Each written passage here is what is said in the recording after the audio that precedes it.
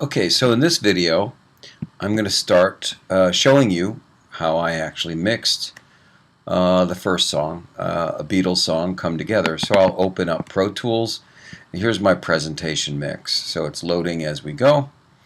You'll see here that the tracks are not linearized because I had little sound files that I had in position as I recorded this. And I didn't bother to linearize them for myself. I did them so that you could import them and you could go ahead and do your own mix. So as this is loading up, you can see that the session will probably be set up in the same way as I showed you in the last video. So I don't want to report. This is coming from an older Pro Tools version. Now you see I've got all of these tracks that I've disabled. You can go up to a track and you can disable it or inactivate. And what I'm going to do now is I'm just going to hide them so I can go ahead and not have them in my session.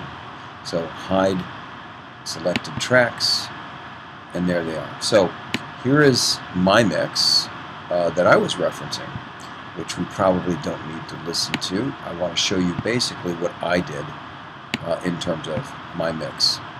So I had gotten the tempo at 98. These are fragments of other drum takes and so on and so forth. And here is my mix. So let's go through the mix and show you the overall setup that I did. So as you see here, I organized my tracks with drums first, percussion next, bass, keyboards, guitars, and then you'll see that I've got solos at the end. Sometimes I have some special effect guitars and some fills, and then I start into vocals. I've got two different vocalists. I've got Ron and Artie. So this is how I did it. On the stereo bus, let's look at the basic stuff. I put a C4. This is a C4, which is a four-band compressor. I put an EQ just to tailor the stereo bus. I put an L2. Put a Maxim to keep the mix from peaking out and going in the red. And the last thing I have is a spectrum analyzer. So I can look at peak and I can look at RMS values and see exactly how loud I am and analyze my mastered level would be close to the RMS value of between -12 and -9, generally. If it's a more dynamic piece, like a piece of jazz music, you'd want it to be closer to -12, so you have a little more headroom and a little less compression. If it's a pop song, closer to -9, especially in the US. Excuse me. So, next, let's start by going and showing you what effects I set up. So, I set up a D-verb. That is on a large plate, and the gain's at 0. On bus 1 and 2, as you see here. Next effect that I set up on the overall session was on bus 3 and 4, and I set up a Mondo mod, which is a basic chorusing unit. So I set it up to gentle chorus, and that's what I ended up using there. Lastly, auxiliary 3 is on bus 5 and 6, and I used stereo delay, and I set this to basically quarter notes, both of them, with no feedback at all. Okay, so that's how I did that. As I said on the stereo bus, I listed what I put there, and I'll show you at the end of the mix how I set these up to make the mix sound, the overall stereo mix sound the way it sounds. Okay, so let's start up top, and I'll expose what I did on each track. So I usually start with my kick when I'm doing any mix at 0. If necessary, there's times when I'll go up a dB or 2, but not much else, because if I start doing that and the faders start creeping up to the top of their throw, then you have a chance of overloading the stereo bus and creating distortion. So I usually set up my kick drum first at 0 and start building my mix around that perspective. So on the kick drum, I put a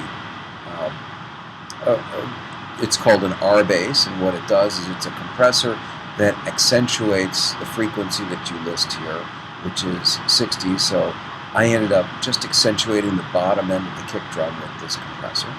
You don't have to do it this way. You can always copy the track and take out all the high frequencies in the track and then compress it and then add it back to your original kick track. I just happen to have this compressor which is only compressing the low frequencies, so I thought it would be a good choice to use. Next, I set up a standard compression, and this I always start with a slow attack and a fast release. That allows me to get the attack of the sound through the compressor before it starts compressing. So let me actually show you a little bit about what it does. So I'm very, very gently touching it. You see there? So, and here we've got my EQ. So I put an EQ on it to take off the top end click, and I pulled out a little bit of the mid-range and the low mids, and added low frequency. Let's do this. Let's show you what that looks like on the Spectrum Analyzer, just for fun. Let's pull up the Spectrum Analyzer, and there it is. There's my kick drum. You see that it's centered around 60 hertz. That's truly the sub-bottom. The other frequencies here around 2 to 4 kilohertz, maybe 1 to 4 kilohertz, is the attack of the kick drum. So if I go ahead and I remove my EQ, the spectrum can change slightly. Let me remove all of the things that I had on the kick drum.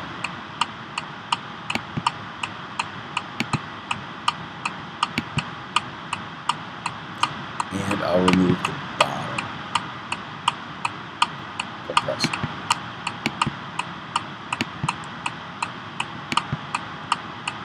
See the difference in the spectrum? Just slightly different. Not tremendously, but it really does help make it sound right. You'll hear that on your speakers as well. Anyway, so that's what I have on the kick drum. I'm at plus 1.3 decibels. Okay, let's look at the snare drum. Snare drum, I'm doing some basic stuff. A little compression again, slow attack, fast release. And then a little EQ. I'm taking out some of the bottom in the snare drum, and I'm adding some 6.9 kilohertz and some 4.8 kilohertz. Now you can use any sort of EQ you want. It really doesn't matter. I just choose these reds, these Focusrites, because they're, it's called a D2 Focusrite EQ. It's simple. It's a 4-band, it's got shelving, and it's got high-pass and low-pass filter on it. So it's got all of the tools that I really would use generally. Next would be my side stick, which I put a little compression on, again, and a little bit of filtering of the low frequencies, and a little addition of the higher frequencies, as you see. And that's the side stick that only occurs during the chorus, the quarter note side stick. Next is a hi-hat. I did a little filtering there because my hi-hat was a little bright in general. So this is the EQ that I used on it. It's a little odd for a hi-hat, but I was trying to recreate a bit of the classic older sound of the Beatles mix.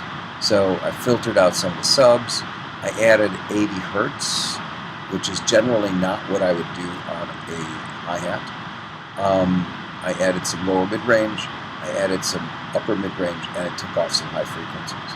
Very strange curve, and I filtered also some of the high frequencies out. Very strange curve, but it seems to work well in the drum kit, because this is a real drum kit.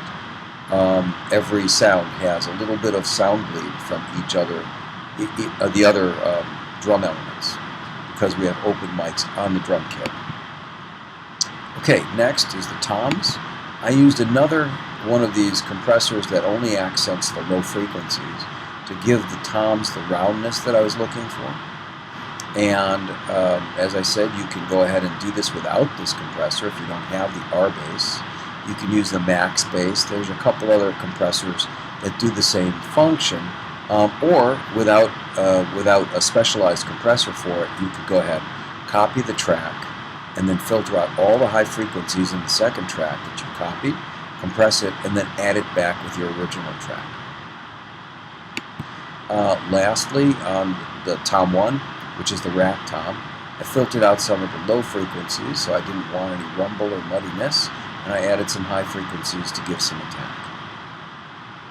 I did basically the same thing on the floor tom. And there that is. Now on the toms, I jumped ahead a little bit, just to tell you what I did with reverbs on the side stick. I added a little bit of bus 1 and 2. Bus 1 and 2 is my vocal plate that I set up at the bottom of the session. So I'm sending a little bit of vocal plate to the side stick to give it a little bit of ambience. And on the toms, I'm doing the same. So adding a little more on the toms than I did on the side stick. Okay, the overheads, I'm doing a little bit of older style compression, which would be, this is an 1176 plug-in, which is a slower kind of a compressor than the reds that I use on the other elements, and I changed the attack. Generally I use slow and fast, but I adjusted these to give it a little bit of a whooshy feeling in the cymbals that sort of recreated some of the older Beatles recordings. And then I also did a filtering at the low frequencies. I got rid of everything pretty much below 200 hertz, so I didn't have any kick drum bleed into the overheads or extra rumble, because what I'm looking for is to make sure that the snare drum and the cymbals speak well in the overheads, primarily snare drum. The overheads really help with the snare drum sound, not just the direct signal that you have here on the snare track, but also the overheads also matter to the snare drum sound. And in the ride cymbal, I've got basically the same kind of filtering. Now that covers the drum kit. Let's look at the panning just slightly. The room is centered. I've got a little bit of the ride left, which would be the drummer or the audience perspective of the drum kit. I've got a mono overhead in the center. I've got my floor tom slightly to the right. Now this mimics what the Beatles did on their mix. Their imaging is a little different than most. And I've got the floor tom, the rack tom, a little harder right. The hi-hat is very hard right. I normally would take the hat one direction and the floor tom the opposite direction. But this is more like what the Beatles had done on their imaging. Side stick, I put center, snare center, and kick center. Okay, so that basically covers the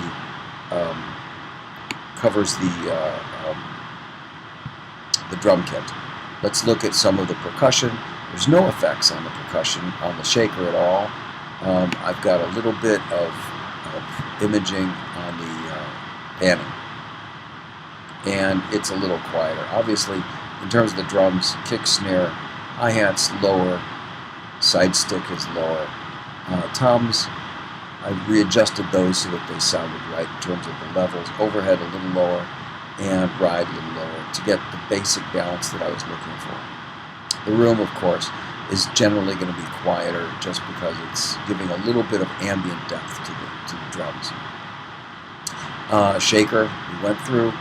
Hand claps, that's an interesting part of this whole effect. This is sort of a special effect that occurs at the beginning of the song. The hand clap is sort of a very interesting sound. I ended up taking and compressing it slightly, putting a delay on it. Now this delay has a lot of feedback, and it gives it this sound. The delay is only 110, maybe 111 milliseconds. And the mix is pretty heavily towards the delay. The delay fades as it repeats, but a lot of feedback on it. So that's what I did there.